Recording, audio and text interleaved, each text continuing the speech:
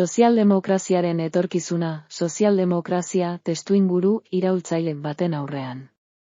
2. Mendeko testuinguruaren aurrean, deigarria da langileek, herritarrek, krisi honi aurre egiteko duten ahultasuna. Funtsean, sozialdemokraziaren eta oro har herritarrak ordezkatzen dituzten erakundeen antolakuntza eta ideologia ahuleziaren ondorioz, ia 5 hamarkadako neoliberalismoaren ondoren. Sozialdemokraziak horren inguruari egin lezakeena edo egin beharko lukeena aipatzea errazegia litzateke. Egoeraren azterketa objektiboa, birkokatzea, prestakuntza, antolaketa indartzea, eta arazoa da ez dagoela denborarik. Izan ere, ez gaude gizarte erakunde batzuek edo besteek abian jartzea planteatu dezaketen aldaketa historiko edo iraultzaile baten aurrean.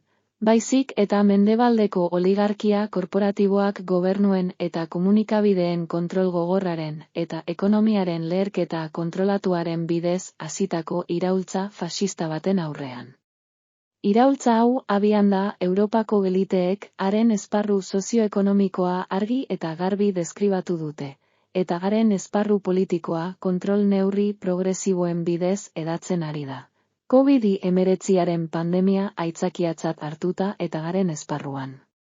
Eta herritarrak horien aurrean ia armarik gabe daude. Aztertuko dugu.